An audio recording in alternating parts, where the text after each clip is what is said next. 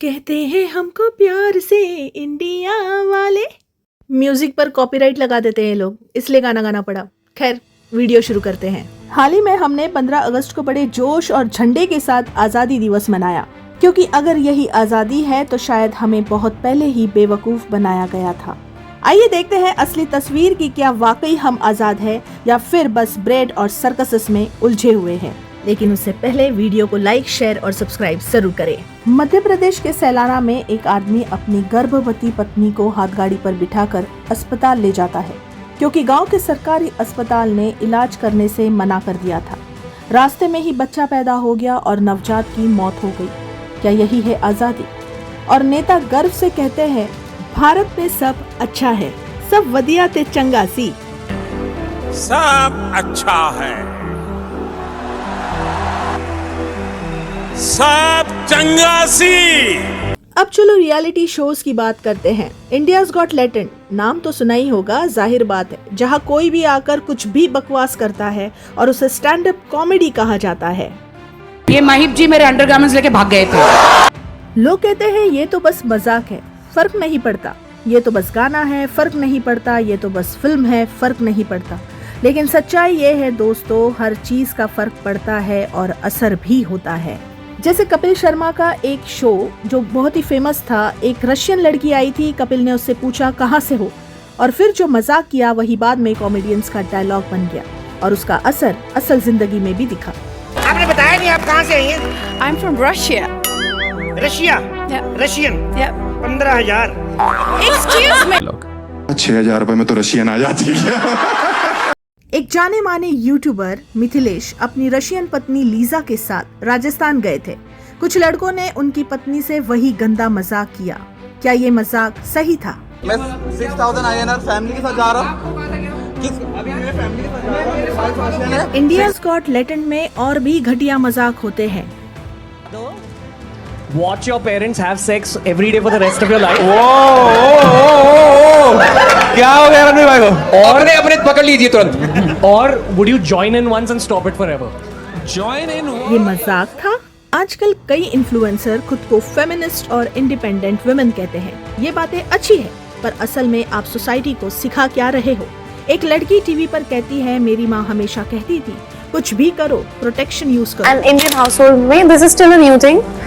If you do anything, use protection. और मेरे से ज्यादा मेरी बड़ी बहन को बोला है, क्योंकि मैं तो भी छोटी थी, मैं अब बड़ी हो रही हूँ, उसको हमेशा बोला है use protection. That has been one thing. क्या ये आजादी है? आज हालात ये हैं कि छोटे छोटे बच्चे तक सुरक्षित नहीं हैं और सोचते हो कि कपड़े पहनने या ना पहनने से सुरक्षा मिलती है। तमिलनाडु में एक दलित लड़की को पीरियड्स के दौरान 8वीं की परीक्षा क्लासरूम से बाहर बैठकर देनी पड़ी। क्या यही इंसाफ है? हर जगह लोग हैप्पी इंडिपेंडेंस डे पोस्ट करते हैं, लेकिन सच में दिल से पूछो, क्या तुम खुद को आजाद महसूस करते हो? शायद हमने अंग्रेजों से छुटकारा पाकर कुछ और ही बुरा चुना है। अपनी ही अज्ञानता, अपनी ही चुप्पी, अपनी ही लोग जो शिकारी और ठग बन गए हैं। जरा चारों तरफ देखो, धर्म जो सबसे व्यक्तिगत और पवित्र चीज थी, अब बिजनेस बन गया है। मंदिरों मस्जिदों की दान पेटी अस्पतालों के बजट से भी बड़ी है। राजनेता अब विकास की बात नहीं करते, बस भगवान के नाम पर चिल्लाओ, लोग पीछे पीछे चलेंगे, कोई सवाल नहीं करेगा।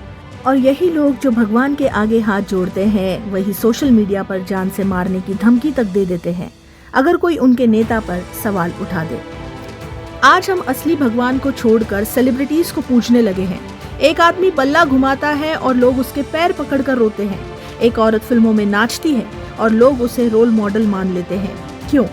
ये आइकन पान मसाला, ऑनलाइन जुआ और फेयरनेस क्रीम भी बेचते हैं और फिर भी हम इन्हें हीरो कहते हैं। मध्य प्रदेश के डिंडोरी में एक हादसा हुआ। खून से लथपथ पति मर गया और अस्पताल वालों ने उसकी गर्भवती पत्नी को वही बिस्तर साफ करने पर मजबूर किया, सिर्फ इसीलिए कि वे गरीब और आदिवासी थे।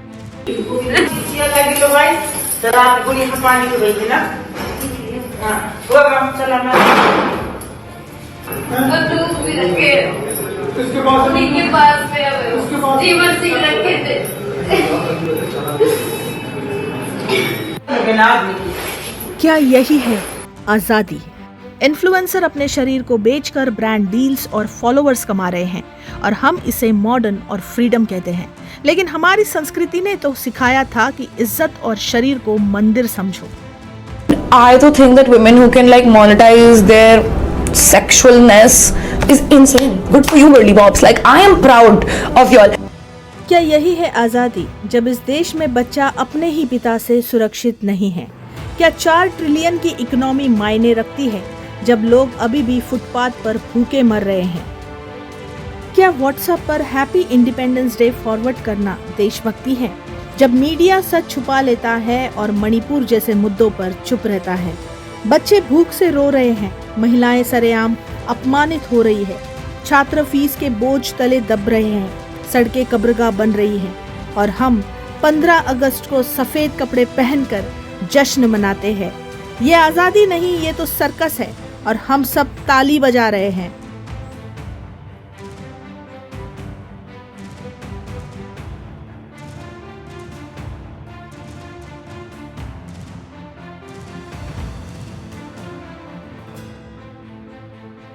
रियलिटी शो जैसे बिग बॉस, जहां लोग चिल्लाते हैं, गालियां देते हैं और ड्रामा दिखाते हैं और हम सब उसे एक महासंग्राम की तरह देखते हैं।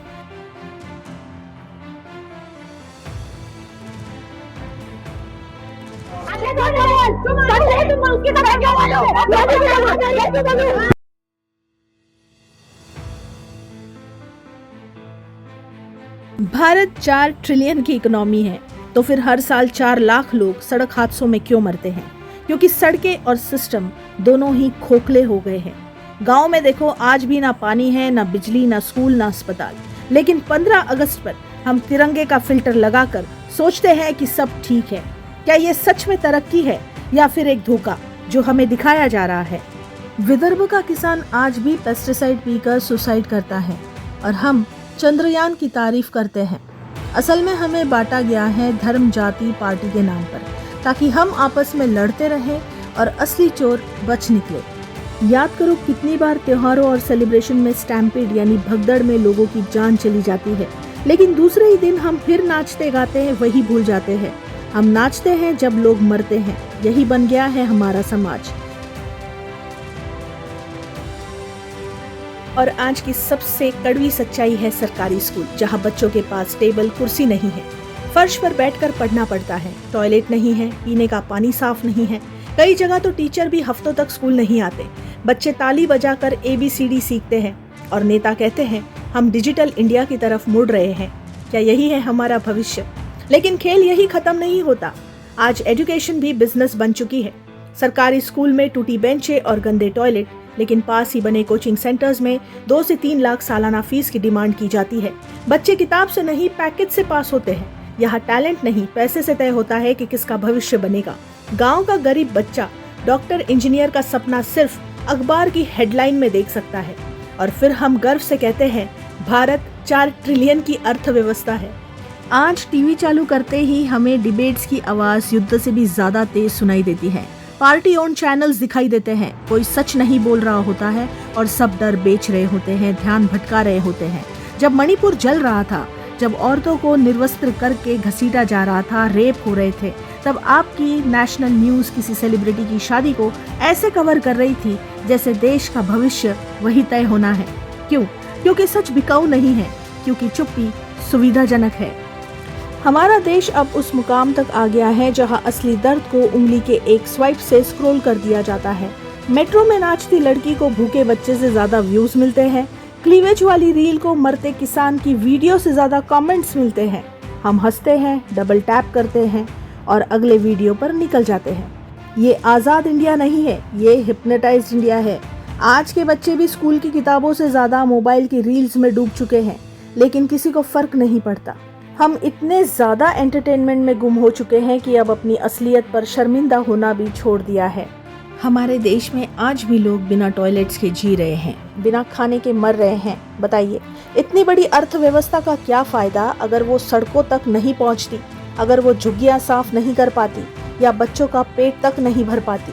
हम चांद पर पहुंचने और डिजिटल इंडिया पर गर्व करते हैं, लेकिन यही इंडिया आज भी औरतों को रोज 5 किलोमीटर पैदल पानी ढोने पर मजबूर करता है। आज यही इंडिया रोज जाति और धर्म के नाम पर लड़ता है। और सच कहो तो चाहे आप किसी की भी तरफ हो, आप फिर भी बटे हुए हो और यही सिस्टम चाहता है, क्योंकि बटे हुए लोग सवाल नहीं पूछते, बस आपस में लड़ते रहते हैं। वो चाहते हैं कि आप ध्यान भटकाए रहे, और मानना पड़ेगा दोस्तों, ये खेल काम कर रहा है।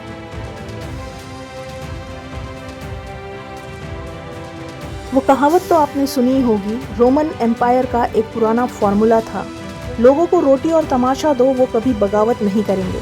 आज के इंडिया में वही चल रहा है।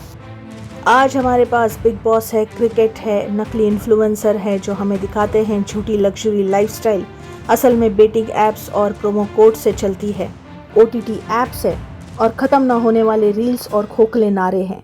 सच की ज़रूरत ही कहाँ है जब शोर ही काफ़ी है। जो लोग सच में आवाज़ उठाते हैं, जो सवाल पूछते हैं, बेहतर की मांग करते हैं, उन्हें एंटी नेशनल कहा जाता है, अर्बन नक्सल कहा जाता है या फिर टेररिस्ट का टैग दे दिया जाता है, क्योंकि आज के इंडिया में जागना ही सबसे बड़ा गुनाह है। असली आज़ादी हमें 1947 में नहीं मिली थी। आज़ादी तो वो है जिसके लिए हमें अब भी लड़ना बाकी है। जय हिंद।